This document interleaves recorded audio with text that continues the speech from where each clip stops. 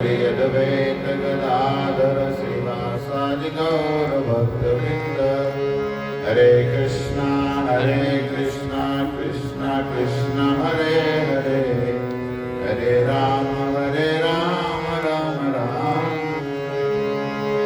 यस्या कदापि वसना चखलेलनोत्य धन्यातिधन्य भवनेन कितार्थमानि। योगिन्द्र दुर्गमगति मधुसूदनोऽपि तस्या नमोऽस्तु शुभानुभवोऽदिशोऽपि।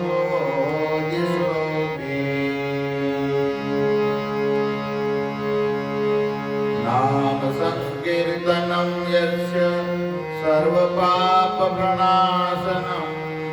प्रणाम दुःखशमनं तं नमामि हरिपरम्।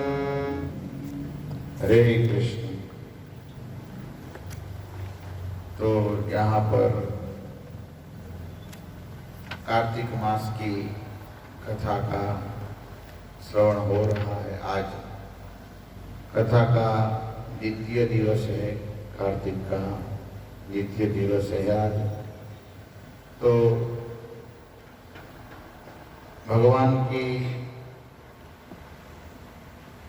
मधुर लीला है कार्तिक मास में, जो भगवान वेदव्यास जी लिखते हैं। इस कथा को हम श्रवण कर रहे हैं।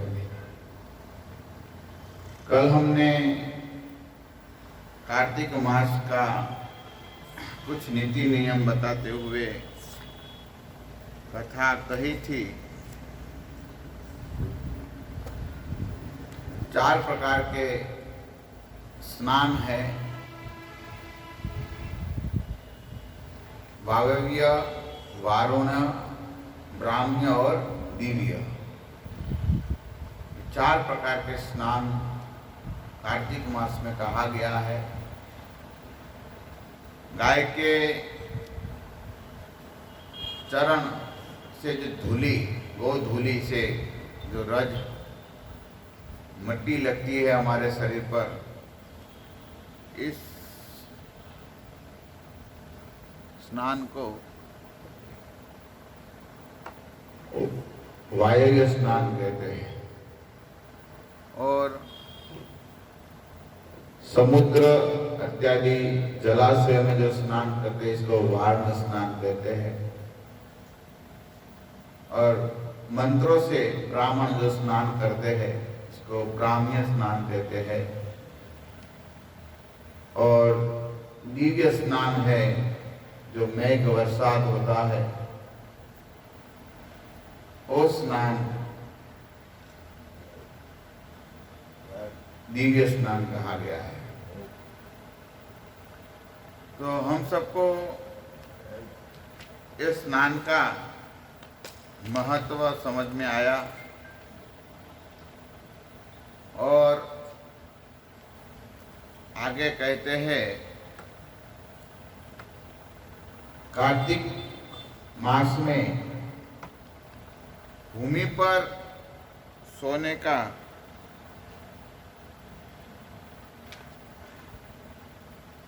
वर्णन है। भूमि पर सोने से क्या फल मिलता है इसका वर्णन बताते हुए कहते हैं कार्तिक मास में भूमि पर सोना चाहिए। और इसमें कहते हैं भूमि पर जो सोते हैं तो चंद्र ग्रहण और सूर्य ग्रहण होते हैं, तब ब्राह्मणों को कई प्रकार के दान दिए जाते हैं। कोई तिल का दान, अन्न का दान करते हैं, कोई धन का दान करते हैं, कोई वस्त्र दान करते हैं। कई प्रकार के ग्रहण के समय पर दान किया जाता है।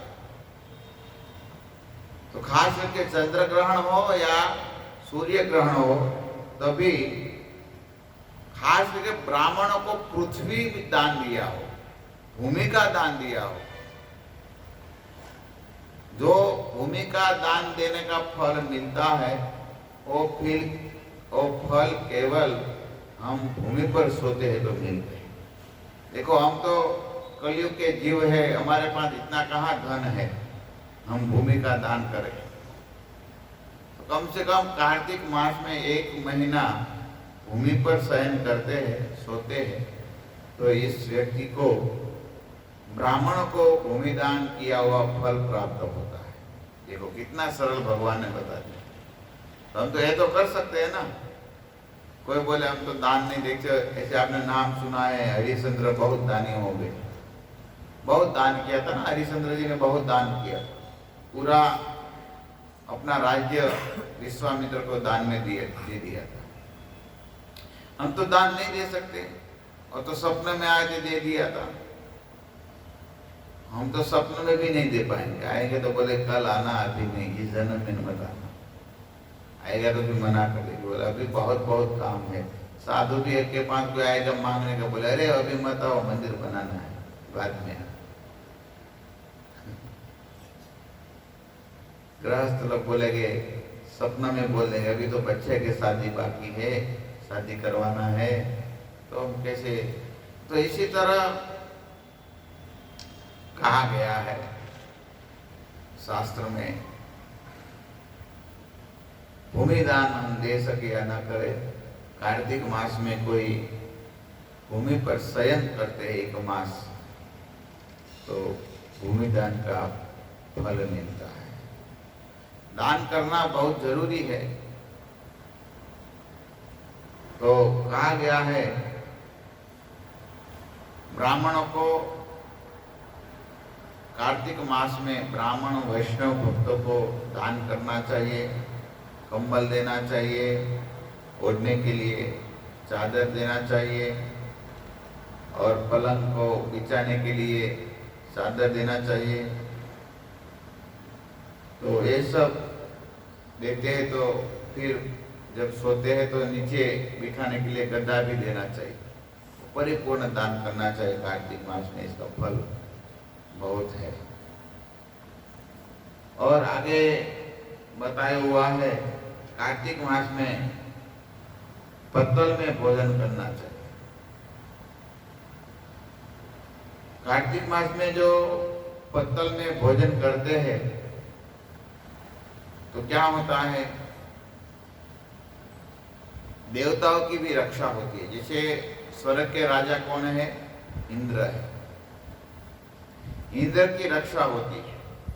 14 इंद्र है, इंद्र का पतन नहीं होता, इसीलिए पत्तल में भोजन करना चाहिए। और पत्तल में भोजन करने से बहुत फायदा है। पत्तल में जो भोजन करते हो नरक में नहीं जाते, ये वेदिया जी लिखते। लेकिन पत्तल सब प्रकार के नहीं होता है, और अभी तो पत्तल कई प्रकार के निकले हैं। प्लास्टिक का पत्तल होता है, कागज का पत्तल होता है, ऐसे कई पेड़ों के पत्ते का पत्तल बनाते। ऐसे नहीं, केवल पत्तल बनाना है तो पत्तल जो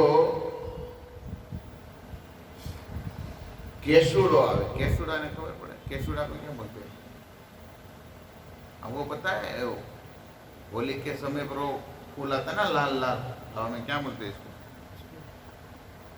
हाँ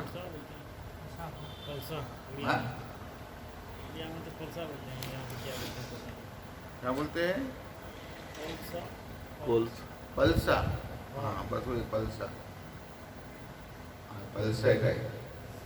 इसमें भी शायद नाम लिखा है, पता नहीं। तो पल्सा का सही है, मैं देख लेता हूँ, उसका नाम तो दिया था, याद नहीं कहाँ पर। हाँ पलास लिखा है, इसमें पलास नाम लिखा है। तो केसुड़ा, पलास, पलास का जो पेड़ होता है, इस पेड़ का जो पत्ता होता है, इस पत्ता में खाने से केवल नरक में नहीं जाता। अब दूसरे के मुझे नहीं पता है, वेदिया जी यहाँ पर कहते हैं पलास के पत्तों में भोजन करते हैं तो इसको नरक में नहीं जाना पड़ता। तो ये तो सरल है, पलाश तो होता है सब जगह। नहीं हो तो हमारे इतना बड़े खेत है, इसमें पलाश बो और एक पत्ता में खाओ, तो नरक में जाना बच जाएंगे। होता है नहीं होता, कर सकते हैं ना। और भगवान का फूल भी सबसे, पलाश के जो फूल आता है, फूल भगवान को बहुत अच्छे लगते हैं। पलाश के फूल भगवान ग्रहण करते हैं। और जब होली के समय पर वो पलाश के जो फूल से रंग होता है, रंग से भगवान खेलते हैं, क्योंकि वो बहुत ठंडा होता है। ये इसका रीजन ये है, हमारे गुजराती में केसुड़ो की, केसुड़ा फूले रंगे, तो इसका पानी से खेलते हैं भगवान भी। तो इससे यहाँ पर बताया गया है, पलाश के पत्तों में, पत्तल में जो भोजन करते हैं तो इसको मोक्ष प्रदान मिल जाता है। यहाँ पर लिखा है, वेद व्यास जी कहते हैं कार्तिक, इसमें भी कार्तिक मास में तल दान करते हैं, तिल दान करते हैं, अन्न का दान करते हैं, और साधु संतों की हमेशा जो सेवा करते हैं, और पत्तल के और पलाश के पत्तल में वो भोजन करते हैं, जिसको मोक्ष मिल जाता है। अभी देखो ये सब विधि है, वो करेंगे तो मिलेंगे। ऐसे कई जगह पर कई लोग हम करते हैं ना, ये सब करना बहुत समय लग जाता है। ये हर रोज पत्तल ढूंढना, ये करना है, इससे तो कलयुग का सार है, भगवान का नाम लेते तो भी मिल जाता है।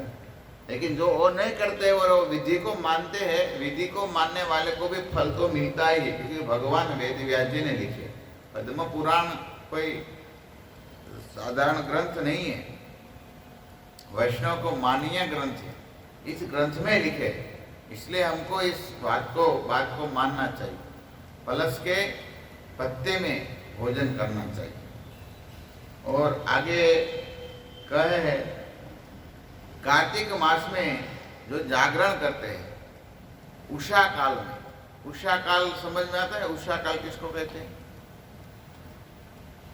उषा काल मतलब सुबह से 3 बजे, 3 से 6 बजे का समय को उषा काल कहते हैं। हम इसको ब्रह्म मुहूर्त भी कहते हैं। तो उषा काल में जो जागरण करते हैं, उषा काल में सोना नहीं चाहिए। उषा काल में साधु संतो जाग जाते हैं और जप करते हैं, हरे कृष्णा कृष्णा कृष्णा हरे हरे राम। तो ये जप करते हैं उषा काल में। उषा काल में जो उठ जाते हैं तो क्या होता है? तो कहते हैं उषा काल में केवल जागरण करने से गोदान का फल मिलता है।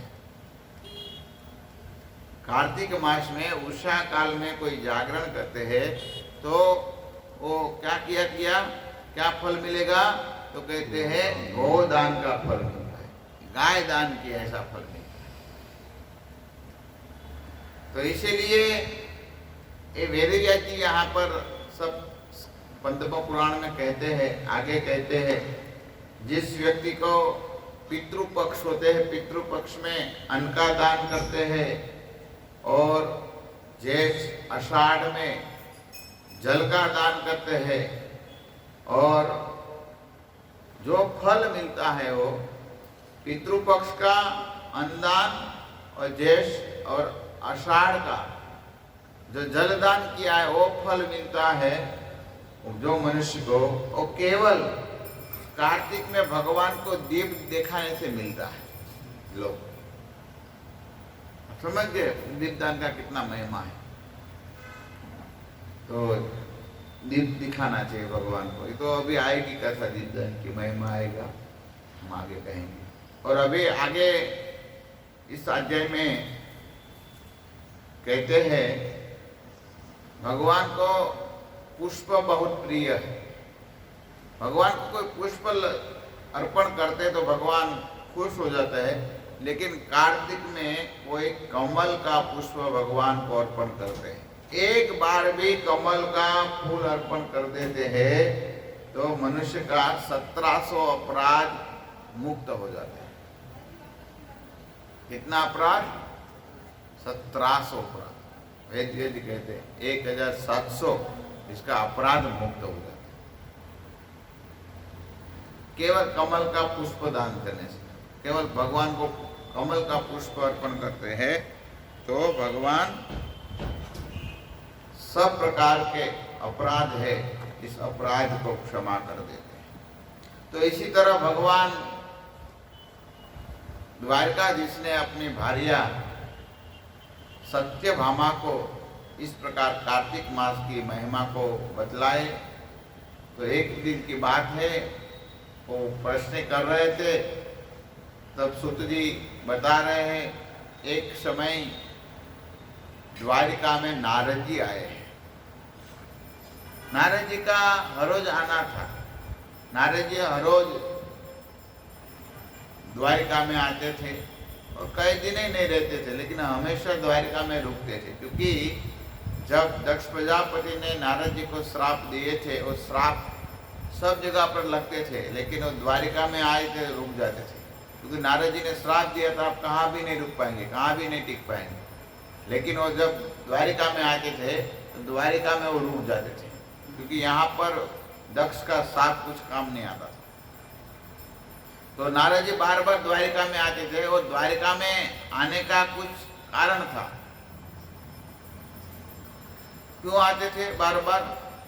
तो कहते हैं, भागवत में लिखे हैं, कृष्ण दर्शन लालसा। कृष्ण के दर्शन की लालसा होती थी नारद जी को, रोज भगवान की दर्शन की लालसा।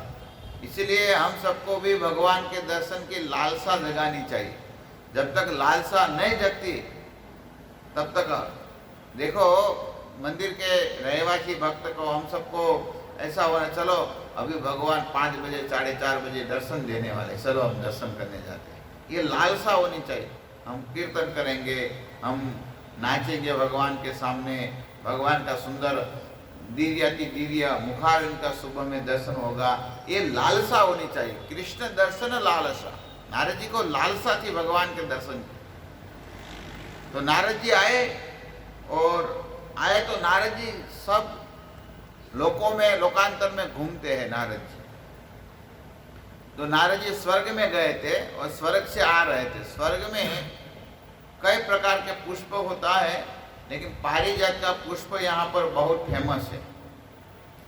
तो पारिजात का पुष्प लेकर नारद जी आए और भगवान जहाँ बैठे थे, भगवान के श्री चरण में पुष्प दिए। और भागवत में भी वो कथा मिलती है, लेकिन एक कथा और एक कथा थोड़ी अलग है पुष्प वाली।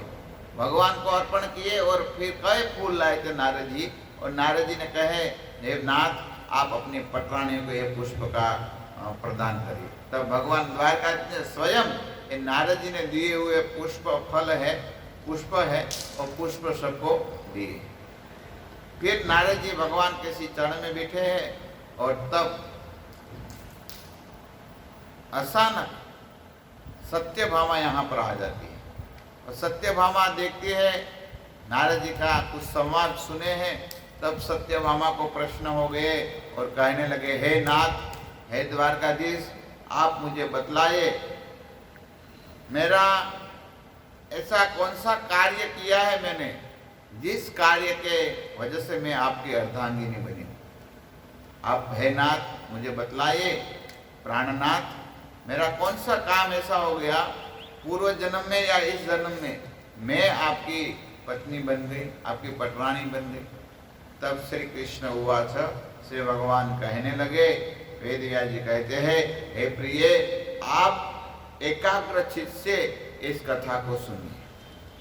देखो भगवान सावधान कर रहे, एकाग्र चित्त। भगवान की कथा जब हम सुनते हैं तब एकाग्र चित्त होना चाहिए, केवल चित्त यहाँ पर होना चाहिए, मन को लगाना चाहिए कथा में।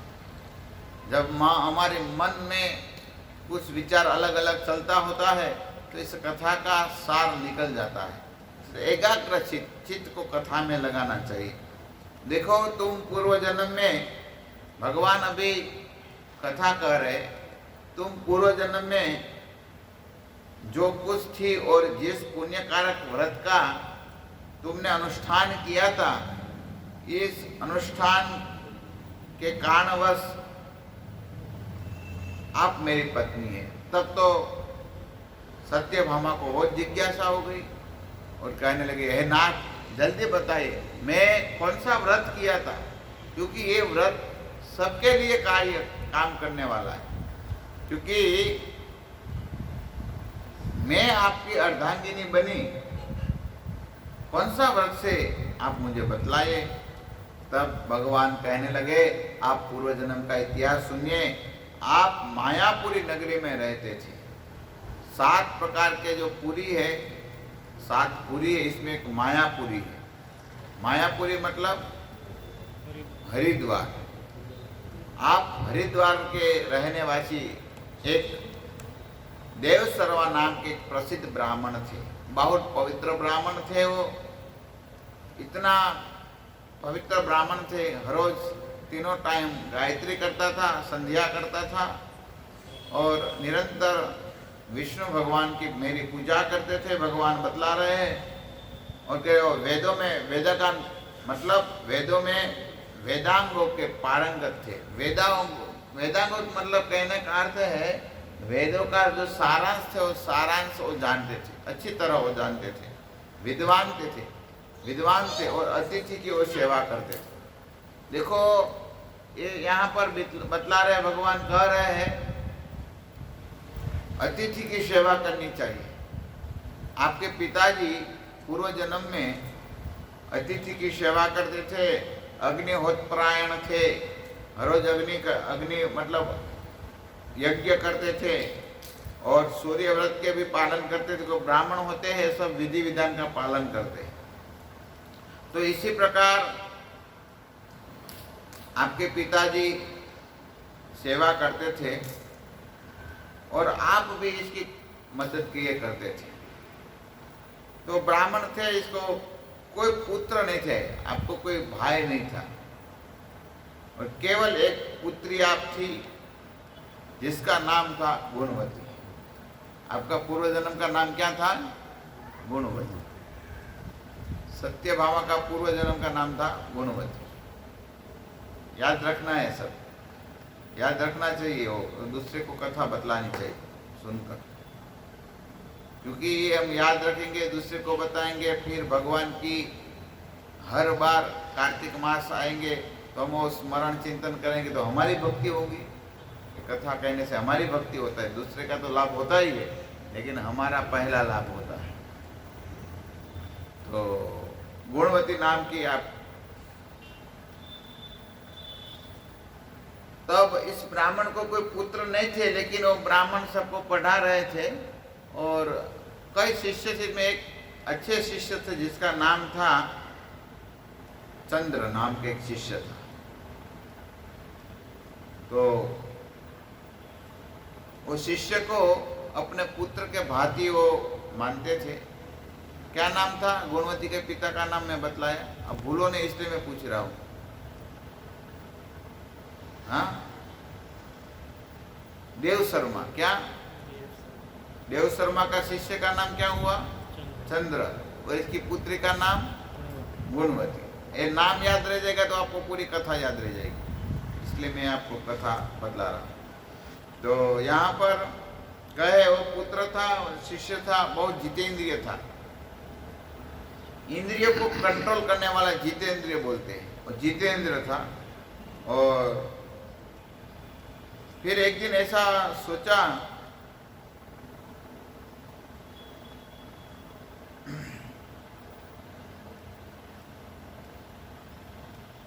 इसमें कहा गया है, एक दिन वे दोनों गुरु शिष्य कुश और समिधा लाने के लिए गए और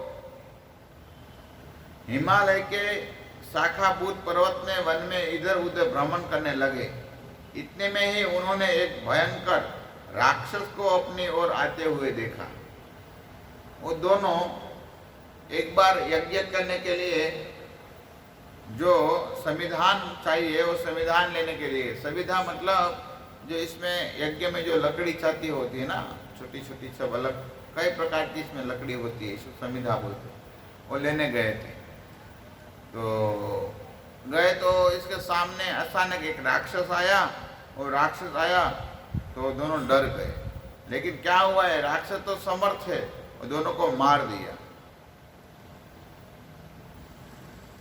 तो मार तो दिया, लेकिन वो दोनों ब्राह्मण और शिष्य दोनों विद्वान थे, धार्मिक थे, धर्मात्मा थे, इसलिए दोनों के लिए राक्षस ने मारा तो भी इसके लिए विमान आया। ये बड़ी बात है। कई बार ऐसा प्रश्न होता है ना, धार्मिक व्यक्ति को कोई मार दे तो इसका क्या होता है। देखो यहाँ पर कथा मिलती है, धार्मिक व्यक्ति को कोई मार दे तो इसके लिए भी विमान आता है, चाहे कोई भी इसका हत्या क्यों करे, इसका कोई हत्या कर दे तो भी इसके लिए विमान आता है। धार्मिक मतलब भगवान का भजन करने वाला व्यक्ति हो तो इसके लिए भी विमान आता है। ये हमारे पद्म पुराण कथा इसमें बतलाते हैं। और फिर आगे कहते हैं, तदंतर गुणवती ने सोचा, अरे मेरा पिताजी नहीं आए, मैं कहाँ जाऊँ ढूंढने के लिए। एक दिन इंतजार किया तो आए नहीं, 2 दिन नहीं आए, तीसरे दिन वो ढूंढने के लिए निकली गुणवंती, पिताजी को और जो शिष्य था इसको। तो बहुत दूर गए, तो जहाँ पर गए यहाँ पर वो असुर था। वो असुर ने कहा आप भी चले जाओ, लेकिन आपके और पिताजी के और शिष्य की जो हालत हुआ, इसको मार दिया, आपको भी मैं मार दूंगा। तो तदंतर गुणवती ने जब राक्षस के हाथ में इन दोनों के मारे जाने का हाल सुना, तब वह पिता और पति का कथा मिलती है, मैं भूल गया, वो जो इसको शादी कर लिया था, और जो चंद्र नाम के शिष्य था, क्योंकि इस देव शर्मा ने कई जगह पर गए थे ढूंढने के लिए इसके योग्य पति मिल जाए, लेकिन सोचे कहाँ पर ऐसा कोई गुणवान लड़का नहीं था। तब सोचे यही शिष्य है, गुणवान है, वो मैं जानता भी हूँ, तब गुणवंती का इसके साथ शादी करा दिया था। और फिर वो इसलिए दुखी हो गई, असुर के पास ये सुना, अरे रे रे रे, मेरा पति को मार दिया, मेरा पिता को मार दिया। बहुत दुखी हो गई और कहने लगे, हाँ नाथ, हाँ पिता, हे तात, ऐसा जोर जोर से और रोने लगी। इस प्रकार बार बार करुणावत विलाप करते बहुत देर कर बाद चुप हुई। गुणवती शुभ कर्म करने वाली थी, गुणवती भी बहुत सुंदर शुभ कर्म करने वाली थी, ऐसी यहाँ पर कथा मिलती है। तो ऐसे तत्पश्चात वह उसी नगर में निवास करने लगी, शांत भाव से सत्य सोच आदि के पालन में तत्पर भगवान विष्णु के भजन में समय बिताने लगी। इसने अपने जीवन भर 2 व्रतों का विधि पूर्वक पालन किया। अभी तो विधवा हो गई थी और पति भी नहीं थे, कोई सहारा नहीं थी, लेकिन वही नगर में वो रहने लगी। और कहते 2 व्रत का इसने पालन किया, एक तो एकादशी का उपवास और दूसरा कार्तिक मास का भली भांति सेवन किया। कौन सा किया? एकादशी का उपवास और कार्तिक मास में जो किया, जैसे भगवान का दीपदान करना, भूमि पर शयन करना, दान करना, ये सब जो होता है, जैसे मैं बताया ना आगे, ये सब भली भांति कार्तिक मास का इसने व्रत रखा। हमेशा व्रत करती थी एकादशी का और कार्तिक महीने का। ये बहुत पुण्य फल और पुण्य उत्पन्न करने वाली पुत्री और संपन्न दाता था, भोग और मोक्ष प्रदान करने वाले हैं। वो कहते हैं एकादशी और कार्तिक मास वो सब प्रकार के फल देने वाले हैं, सब भोग देने वाले हैं, पुत्र मोक्ष प्रदान करने वाले ये व्रत है, वो यहाँ पर बता रहे हैं। कार्तिक के महीने में सूर्य की तुला शशि पर रहने समय प्रातःकाल स्नान करते हैं, वे महापातकी होने पर भी मुक्त हो जाते हैं। जो मनुष्य कार्तिक में स्नान, जागरण, दीपदान और तुलसी वन का पालन करते हैं, वे साक्षात भगवान विष्णु स्वरूप है। देखो कार्तिक मास में वेदव्यास जी कहते हैं 4 वस्तु बताया। जो मनुष्य कार्तिक मास में स्नान करता है, सुबह में ब्रह्म मुहूर्त में स्नान करते हैं, सूर्य उगने से पहले स्नान करता है, और फिर जागरण करता है, दीपदान करते हैं और तुलसी की सेवा करता है। तुलसी है ना, तुलसी को जल देना, इसकी परिक्रमा किया, अगल बगल में घास हो तो निकाल देना, ये सब तुलसी की सेवा है। इसका मंजर बहुत हो गया तो काट देना। वो कोई सेवा करते हैं तो भगवान कहते हो मेरा ही रूप है। यहाँ पर कृष्ण भगवान स्वयं बताते हैं तुलसी की सेवा भी करना चाहिए। कार्तिक मास में जो सेवा का बहुत फल है। और आगे कहा गया है, जो लोग विष्णु मंदिर में झाड़ू देते, स्वस्तिक आदि निवेदन करते हैं और विष्णु की पूजा करते रहते हैं, वे जीवन मुक्त है। तो कहते हैं कार्तिक मास में मंदिर में झाड़ू निकालना, आप सब झाड़ू निकालते हैं ना, ये भी कार्तिक मास में झाड़ू निकालेगा तो बहुत महत्व है। मंदिर में झाड़ू निकालना और स्वस्तिक आदि चिन्हों, भगवान के पवित्र चिन्ह है, चरणों में स्वस्तिक चिन्ह करना और विष्णु की पूजा करना, ये जीवन मुक्त हो जाते हैं। जो कार्तिक में 3 दिन भी इस नियम का पालन करते हैं, वे देवताओं के लिए वंदनीय हो जाते हैं। लोग 3 दिवस झाड़ू निकालते हैं, 3 दिवस कार्तिक में स्नान करते हैं, 3 दिन विष्णु की पूजा करते हैं, देवता लोग प्रणाम करते हैं, जय हो सुखदेव गोस्वामी, ऐसा प्रणाम आरती करने के लिए तैयार हो जाते हैं। पूजा करना मतलब केवल प्रणाम नहीं, आरती करना, इसको आसन देना, इसको जल देना, देवता लोग करते हैं जो कार्तिक मास की इसी तरह पूजा करते हैं। तो कार्तिक मास इसीलिए इतना पवित्र है, देवता लोग भी वंदनीय इसको प्रणाम करते हैं। फिर जिन लोगों ने आज जन्म इस कार्तिक का अनुष्ठान किया है, उनके लिए तो कहा है क्या जाए। देखो, फिर हर कार्तिक मास का कोई व्रत उपवास करते हैं, तब तो बाकी क्या कहा जाए, ये भगवान कह रहे हैं। इस प्रकार गुणवती प्रतिदिन प्रतिवर्ष कार्तिक मास का पालन करते थे। विष्णु मंदिर में झाड़ू निकालना और कार्तिक मास में भगवान को दीपदान करना।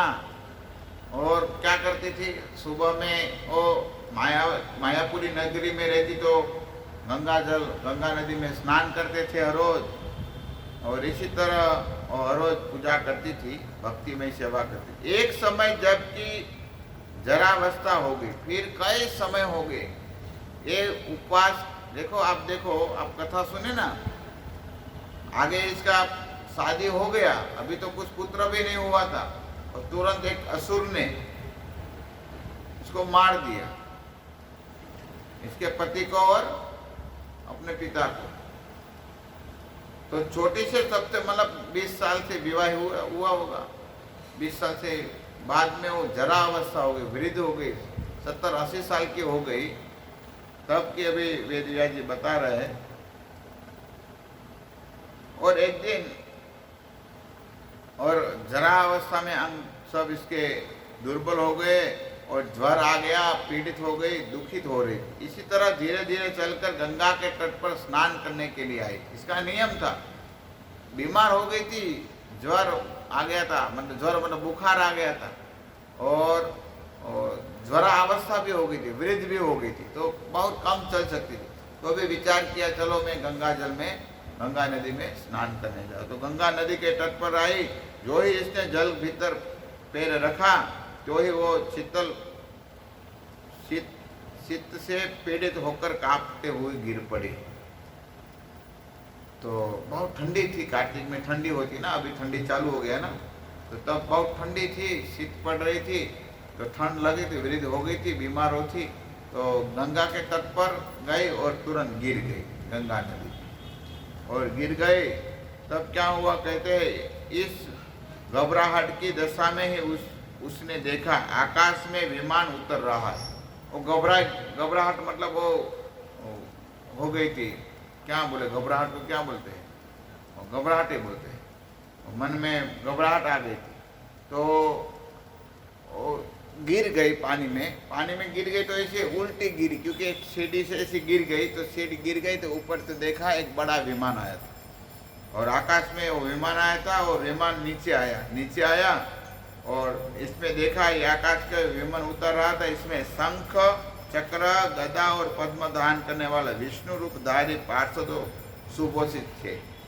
देखो कार्तिक मास का व्रत पालन करने से क्या फल मिलता है। और गुणवती को भगवान कह रहे, तू पूर्व जन्म में गुणवती थी ना, तो आप स्नान करने गए और गंगा जल में पैर फिसल गया, गिर गए, तब स्वयं कहते भगवान विष्णु के पार्षद आए, शंख चक्र गदा पद्म धारे हुए, ये 4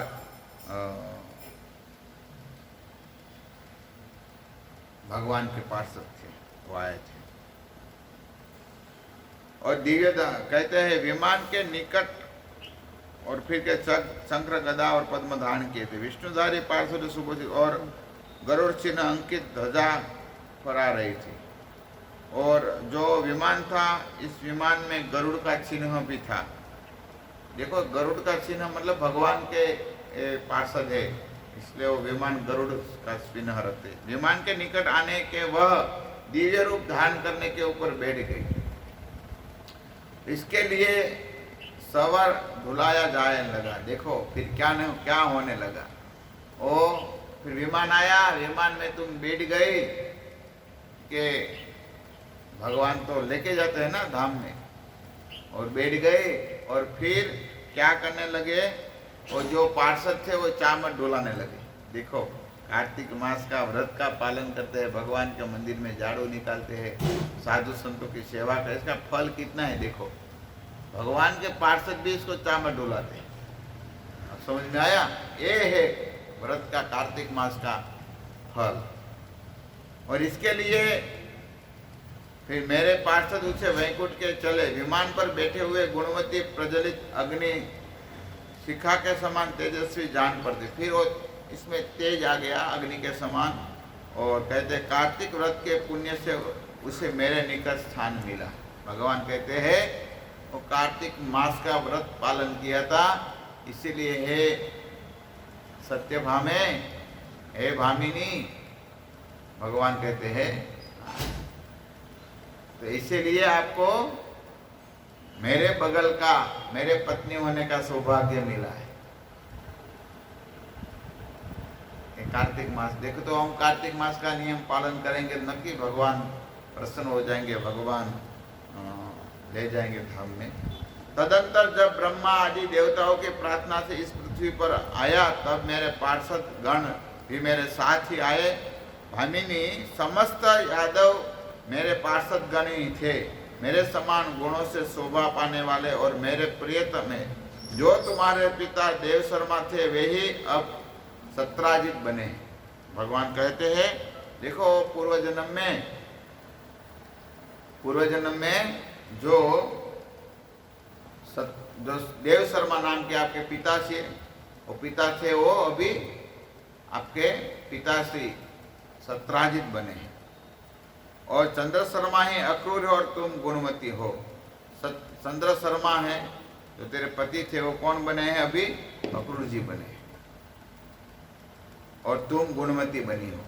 तीनों का भगवान ने बता दिया, पूर्व जन्म में तीनों क्या थे और ए जन्म में क्या है। कार्तिक व्रत के पुण्य से तुमने मेरी प्रसन्नता को बहुत बढ़ाया है। पूर्व जन्म में तुमने मेरे मंदिर के द्वार पर जो तुलसी की वाटिका लगा रही थी, इसी से तुम्हारी आंगन से कल्पवृक्ष शोभा पा रहा है। देखो बापू, आप तुलसी की सेवा करते हैं ना, जब भगवत धाम आप जाएंगे तो भगवत धाम में कल्पवृक्ष आपके पास होगा। तुलसी की सेवा करते हैं, तुलसी का वन लगाते हैं, तो भगवान कहते हैं ये सब अच्छे अच्छे पुष्प का जो झाड़ होता है, पेड़ होते हैं, इसमें कौन सा संपो है, फिर मोगरा है, और कौन सा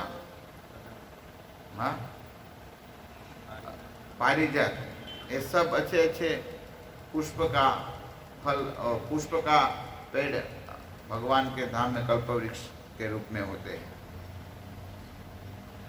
फिर कहते हैं भगवान पूर्वजन तुम्हारे मंदिर के द्वार पर जो पूछा। फिर कहते हैं पूर्व काल में तुमने जो कार्तिक में दीपदान किया था, उसी से प्रभु तुम्हारे घर में यह स्थिर लक्ष्मी प्राप्त हुई है। और तुमने जो अपने व्रत आदि सब कर्मों का पति स्वरूप श्री विष्णु की सेवा में निवेदन किया था, इसीलिए तुम मेरी पत्नी हुई हो। तो यहाँ पर कहते हैं आप पूर्व जन्म में दीपदान कर रही थी, तो दीपदान के कारण से आपके घर पे धन धान्य है, इसलिए हम जो धन धान्य जिसको चाहिए वो दीपदान करे भगवान को। इसको भगवान धन धान्य लक्ष्मी जी इसके साथ रहती है। और भगवान कहते हैं और आपने विष्णु रूप की सेवा किया था, इसीलिए आज मैं आपके पति बनकर आया हूँ, आप मेरी पत्नी बनी है। तो इसी तरह कहते हैं केवल यज्ञ दान तप और व्रत करने वाले मनुष्य कार्तिक व्रत में पुण्य की एक कला भी पा सकते हैं। तो इसी तरह यहाँ पर आज कथा बतलाई है गुणवती की। गुणवती पूर्व जन्म में गुणवती थी जो सत्यभामा भगवान की पत्नी थी। तो इसकी कथा अभी यहाँ पर आ रही है। हरे कृष्णा कृष्णा कृष्णा हरे हरे, हरे राम राम राम। तो कल दूसरी कथा कार्तिक मास की बताया जाएगा। हरे कृष्ण।